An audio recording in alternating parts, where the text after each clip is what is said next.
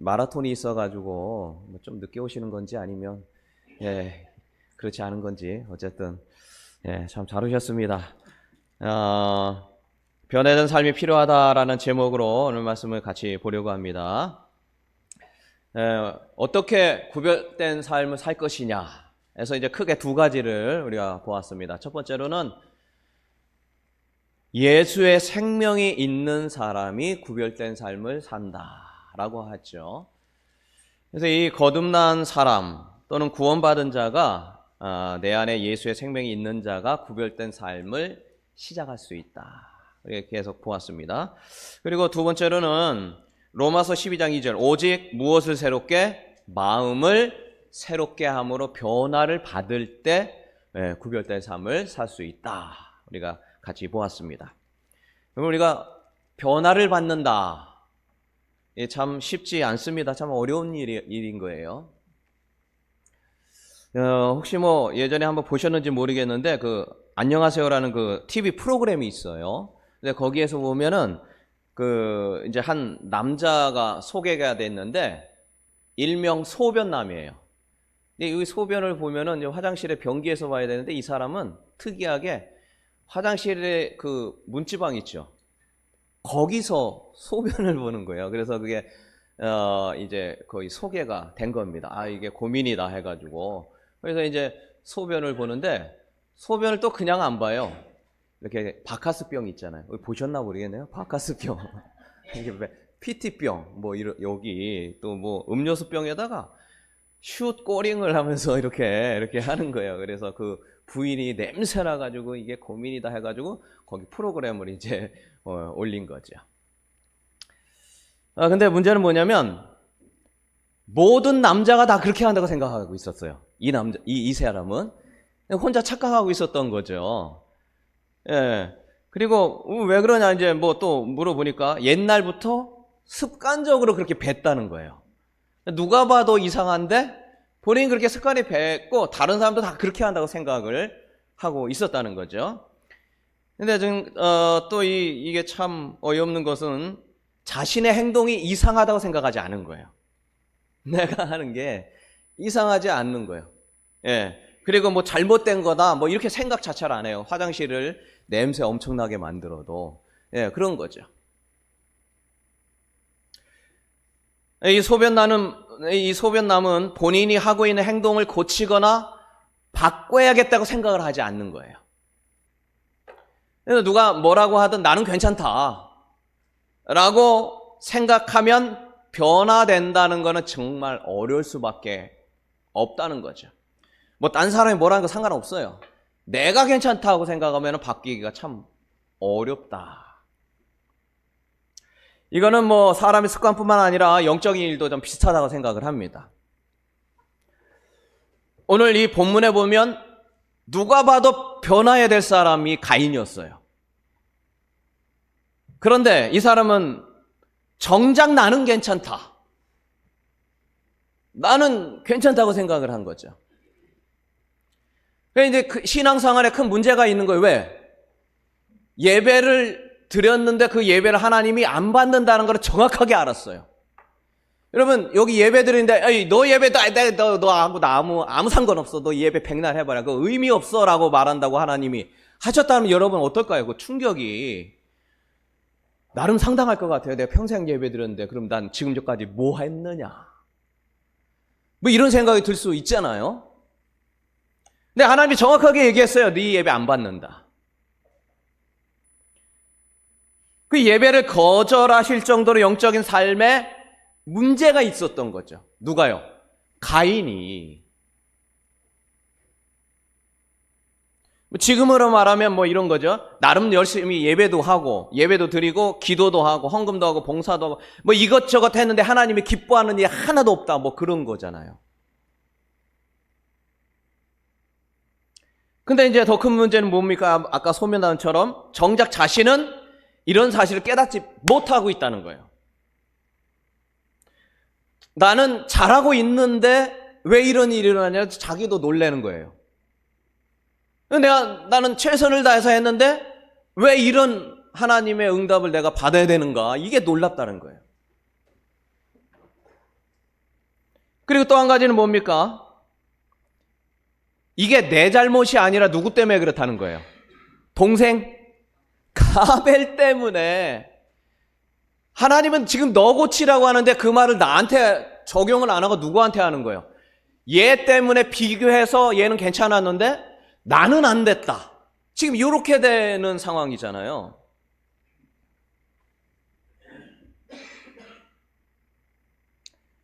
그리고 하나님을 원망하고 하나님 공평하지 않다고 생각하고 하나님은 너그럽지 않다고 생각하는 겁니다.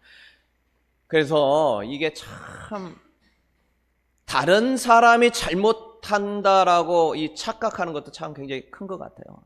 어쨌든 이 어떤 하나님이 네가 잘못했어라고 말했는데 지금 가인은 그거를 방관하고 남의 얘기로 들었죠. 근데 그걸 방관했다라는 것이 뭐 그럴 수도 있지. 뭐 사람이 살아가다 보면 뭐 이렇게 오해할 수도 있지 하는데 문제는 이 뭐냐? 그렇게 그냥 둔 거예요. 방치한 거예요. 소변남이 그냥 뒀더니 어떻게 된 겁니까? 이게 점점 커져가지고 미움이 증폭한다는 게 문제예요. 그래서 그 사람, 나를 힘들게 하는 그 사람을 제거하려고 해서 결국 어떻게 그 사람을 죽이는 데까지 행동으로 나타났다는 거. 요게 이제 가장 큰 문제라는 거예요.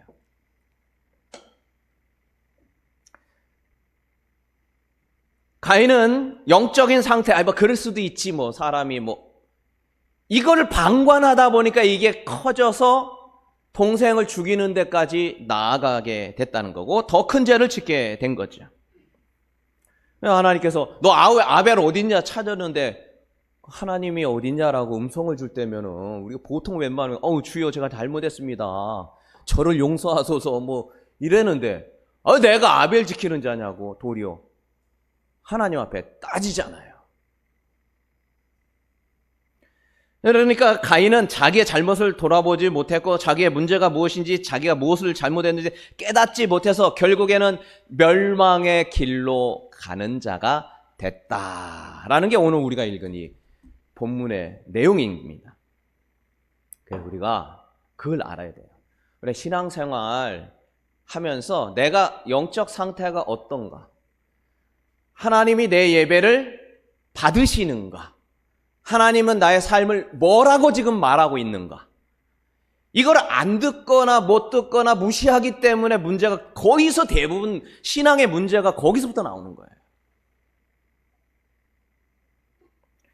이제 다음 주에 우리가 같이 우리 성도님들과 같이 어떻게 우리가 하나님 원하시는 구별된 삶을 살기 위한 영적인 습관을 갖겠습니까? 이렇게 제가 나름 기도하면서 일단 여러분의 상태가 어떤지를 알아야 제가 어떻게 하겠구나가 나올 것 같아요.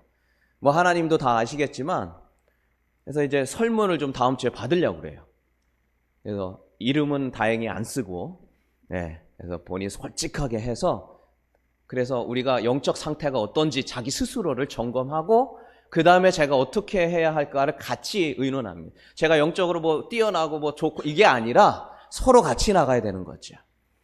다음 주에 이제 그걸 좀 받으려고 하는데 하나님께서는 지금 나의 믿음 생활을 기뻐하고 계신지 지금 이게 올바른 건지 그런 것인지 이런 게 뭐 가인처럼 안타까워하는 것인지 알아야 된다는 거죠. 그렇지 않으면 사탄은 호시탐탐 와서 나의 믿음을 약하게 만드는데 아주 어떻게 하면 할까라고 아주 그냥 계획적이고 쉬지도 않고 끊임없이 주님 나라 갈 때까지 물리쳐내지 못하면 계속 안 좋은 방향으로 가서 가인처럼 사람을 죽이는 데까지 갈 수 있는 것이 우리의 연약성이다. 이걸 꼭 아셔야 돼요. 여러분 바라기는 우리의 영적인 상태가 주님 보시기에 은혜 가운데 충만하기를 주의 이름으로 축원합니다. 옆 사람과 한번 인사합시다. 주님 안에 은혜 가운데 충만해집시다. 자, 시작. 주님의 은혜 가운데 충만해집시다. 다음 주에 이렇게 설문을 쓸 거예요. 쓰는 시간에 설교하다 말고 써고선 그러면 한번 같이 점검해 보시죠. 여러분 10월 31일 날에 혹시 무슨 날인지 아시나요? 글쎄요. 뭐 모르는 분은 모르고 알면 알는데 그 노래 있잖아요. 지금도 기억하고 10월에 무슨 날? 마지막 날. 이게 무슨 날일까요? 잊혀진 계절의 날인가요? 아니면 무슨 날일까요? 이 날이 종교개혁일이에요. 혹시 종교개혁일이라고 들어보셨나요? 10월의 마지막 날은 잊혀진 계절이 아니라 이용해 종교개혁이래요. 종교개혁이 1517년에 마틴 루터라고 하는 사람이 비텐베르그라고 하는 독일의 그 성당에다가 카톨릭의 잘못된 저 95개를 조목조목에 다 붙여놨어요. 그날이 바로 이날 해가지고 지금도 종교개혁일을 지켜요. 우리는 안 했지만 어쨌든 중요한 날이죠. 마틴 루터가 95개 뭐 지금 뭐 다 얘기할 수 없고 몇 가지만 하는데 6번이 뭐가 있냐면 교황은 하나님께서 죄를 사하였다는 것을 선언 혹은 시인하는 것 이외에는 어떤 죄를 사할 수 없다. 그러니까 교황이 죄를 없앨 수 있는 사람이 아니라는 거예요. 그것도 사람인데 그가 예수도 아니고 어떻게 그가 사하노라 그러면은 사해지느냐. 그건 아니다라고 이제 6번에다 썼어요. 27번. 연보궤 안에 돈을 던져가지고 딸랑 소리를 내자마자 영혼이 연옥을 벗어나 나온다는 것은 인간의 학설을 설교하는 거다. 돈주머니에다 헌금함 있죠. 지금은 뭐 동전을 안 넣습니다만 그 당시에 돈을 넣어서 딸랑 소리가 나면은 연옥에 있던 자가 어디로요? 천국으로 슝 간다는 거예요. 이거는 말도 안 되는 거다. 그거 지금 적은 거예요. 32번. 면제 증서에 의해서 자신의 구원이 확실하다고 스스로 믿는 사람은 그것을 가르치는 사람들과 함께 영원히 저주를 받으라. 면제부를 파는 거예요. 면제 증서. 네 죄를 사하노라. 그래가지고 그거 살려고 그렇게 막 그런 거예요. 사람들이. 그래서 그거 샀다고 해서 내가 이제 구원받는다. 안심하지 말라는 거예요. 그거 잘못된 거다 해가지고 32번에다 기록을 해가지고 써놓은 거죠. 52번. 면제 증서로 구원받는 것을 신뢰하는 것은 헛된 것이다. 비록 판매 위탁자가 교황 자신이 그 증서에 대해서 자기 영혼을 걸고 보증한다 하더라도 그것은 잘못되고 헛된 거다. 그 뭐 아시는 분은 아시겠지만 이게 면제부, 면제 증서, 면벌부라고도 하고 그런데 그걸 왜 만들었는지 혹시 아세요? 세계에서 가장 큰 교회 베드로 성당, 지금도 제일 크죠. 네, 지금도 제일 커요. 그 이탈리아. 그거 만드느라고 이거 한 거, 이거 아이디어. 뭐 그전에도 좀 있긴 있다가 이때 그냥 확 벌어진 거예요. 그러니까 이거를 지려고 하는데 돈이 없는 거예요, 교황이. 그래서 그거를 맡아서 하는 사람이 생각했다가 이거 면벌부, 면제증서 준 거예요. 그랬더니 사람이 그냥 와가지고 구원받는데 그런 겁니다. 지금 보면 참 어이없는 일이다 생각할 수 있는 그때는 그게 당연한 거라고 생각한 거예요. 그 시대적인 습관, 시대적인 관습, 시대적인 그 상황이 그렇게 만든 거예요. 근데 그 사람 그걸 잘못됐다고 생각을 하지 않은 거예요. 소변남처럼. 지금 생각하면 누가 봐도 잘못된 거잖아요. 세상에 면제부라는 게 어디 있어요? 성경에 한마디도 나오지 않았는데 물론 그 때는 라틴어를 봤기 때문에 성경을 잘 몰라서 그런 것도 있지만 어쨌든 그 시대에 얼마나 성경을 보는 사람이 많이 있었어요. 자신은 잘못이 아니라고 생각한 거예요. 그러니까 그게 당연한 거로 여겨서 서로 그거 살려고 돈으로 천국 가려고. 죽은 사람 돈 내고 연옥에서 천국 보내려고. 말도 안 되는 얘기지만 당신은 그게 맞다고 생각했던 것이죠.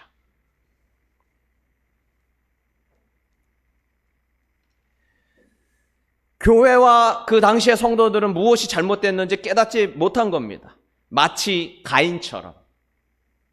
하나님이 말씀을 안 하셨을까요? 그러진 않았을 것 같습니다. 하나님이 포기하셨을까? 그러진 않았을 것 같아요. 누구에게 얘기를 했을 겁니다. 그러나 그것은 그러려니 하고 지나간 것이죠. 변화되기 싫어요. 대항하기 싫어요. 맞섰다가는 괜히 이단으로 찍혀요. 그리고 그거를 몰라요. 그런데 이 어떤 마틴 루터는 왜 종교개혁에 성공했냐는 거예요. 물론 그 전부터 이게 조금씩 되다가 촉발제로 면죄부 때문에 된 것도 있어요. 근데 그걸 읽은 사제가 그 당시에 한둘이 아니에요. 성경을 이걸 안 본 사람이 아니에요. 다 성경 공부했고 1500년 동안 계속 본 거예요. 근데 왜 하필이면 마틴 루터냐라는 거예요. 왜 그 사람은 변화의 삶을 살 것을 선택했느냐.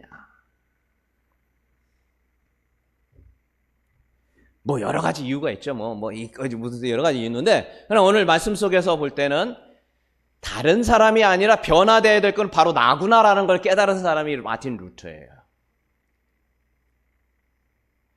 마틴 루터를 통하여 자신의 삶이 변화되었을 뿐만 아니라 이 변화의 삶이 영향을 준 것이죠. 그래서 그가 속한 독일이 변화됐고 온 세상이 변화되어 지금 우리의 복음이 들어오게 된 것이죠. 그 한 사람의 개혁과 변화의 삶의 마음을 먹으면서 그 일이 삶으로 나타나면서 세상이 바뀐 것이죠.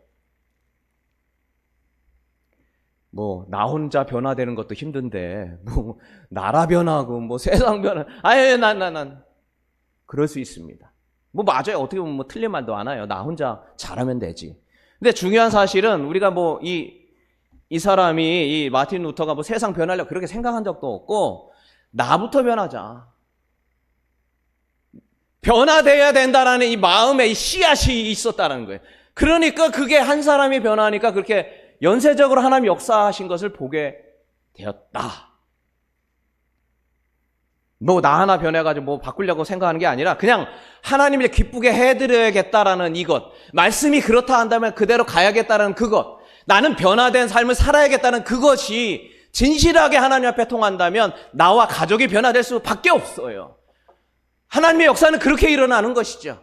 먼 거 생각할 필요도 없어요. 나부터 바뀌자라는 생각을 하면 된다. 그러면 하나님 기뻐하신다. 그래서 내가 변화해야 된다는 다짐이 중요한 것입니다.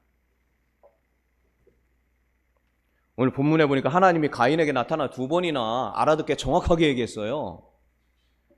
꿈도 아니고 정확하게 말했어요. 가인이 대답한 거 보면 바로바로 알잖아요. 그죠? 그래서 창세기 4장 7절 한번 다시 볼까요? 자, 다 같이 읽습니다. 시작. 네가 선을 행하면 어찌 낯을 들지 못하겠느냐? 선을 행하지 아니하면 죄가 문 앞에 엎드려 있느니라. 죄가 너를 원하나 너는 죄를 다스릴지라. 사실 죄가 뭔지를 잘 모르던 시대 아닙니까? 그죠? 근데 죄라고 분명히 얘기했어요.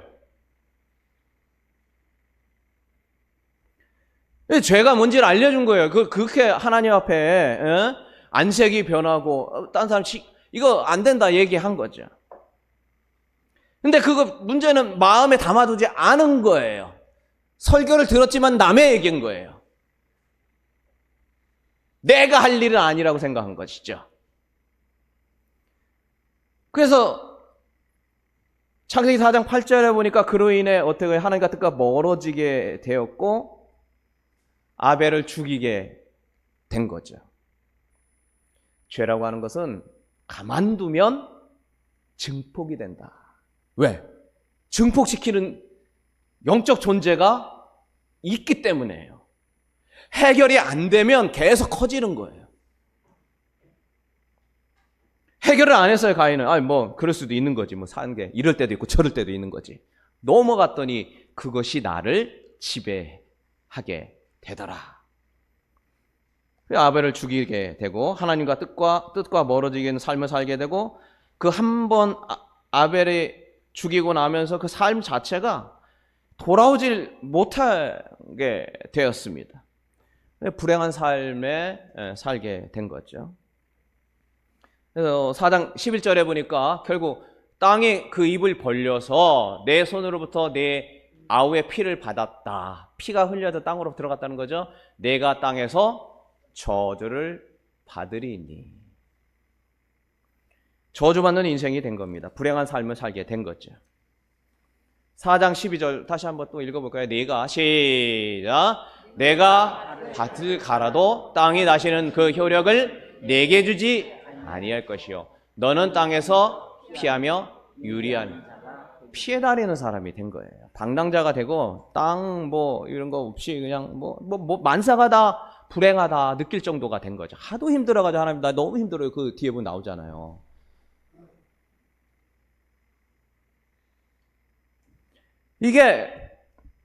근데 더 큰 문제가 뭐냐? 자기만 그렇게 힘들고 끝나고 아들이라 딸들이라도 잘하면 좋잖아요. 그게 좀 힘들다는 게 문제예요. 왜? 자기의 영향을 자녀가 받겠죠. 에녹은 어떤 사람이죠?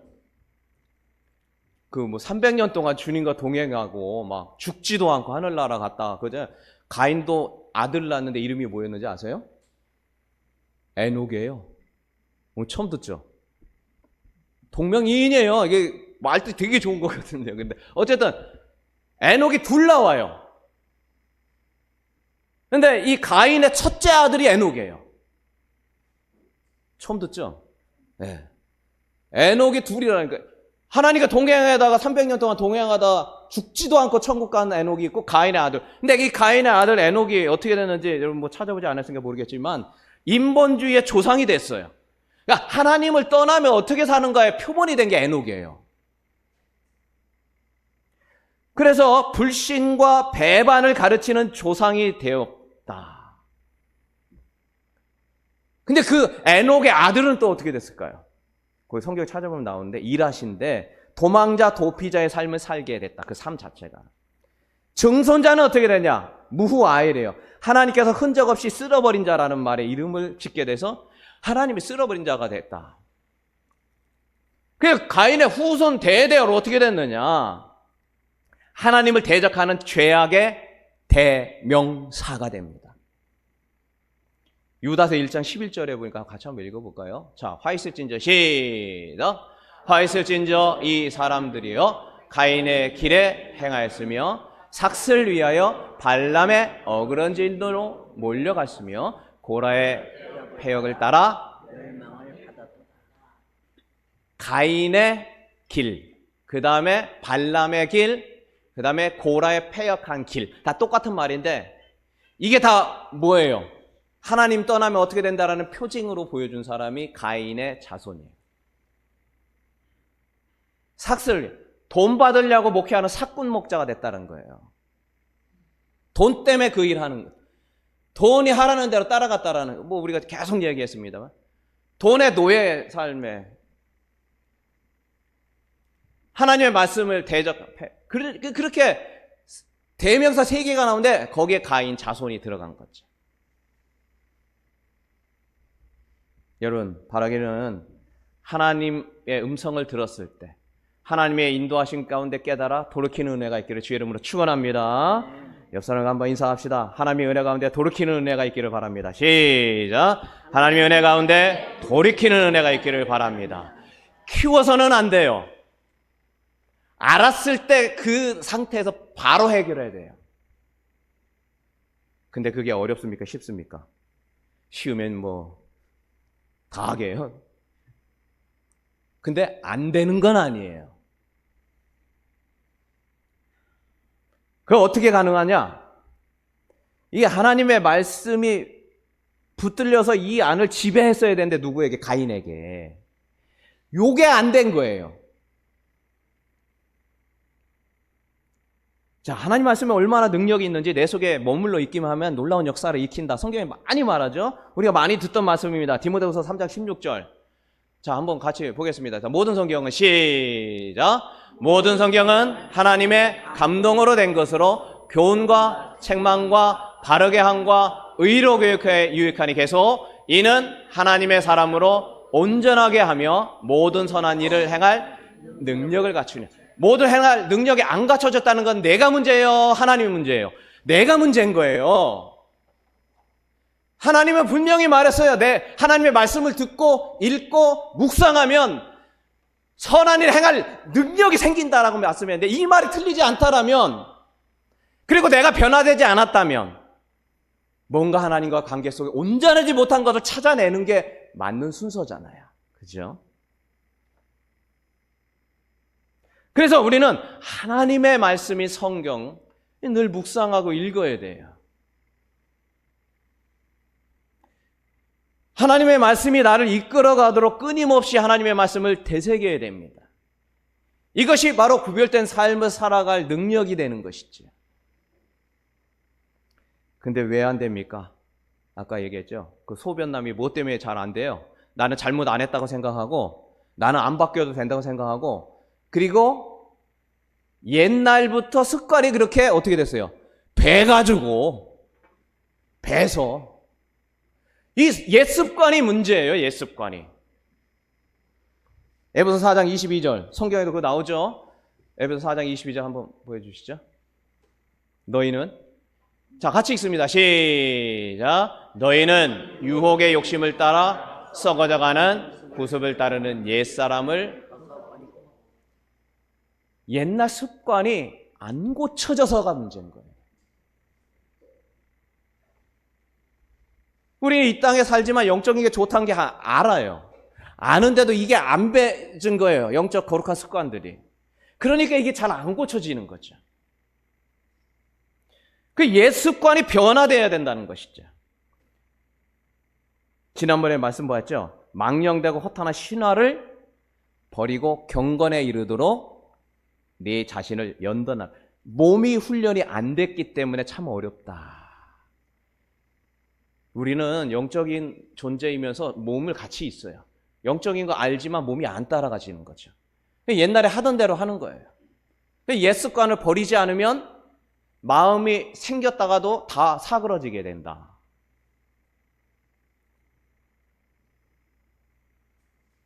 지난번에 한번 제가 옛 습관 얘기하면서 한번 설교했던 것 같은데요.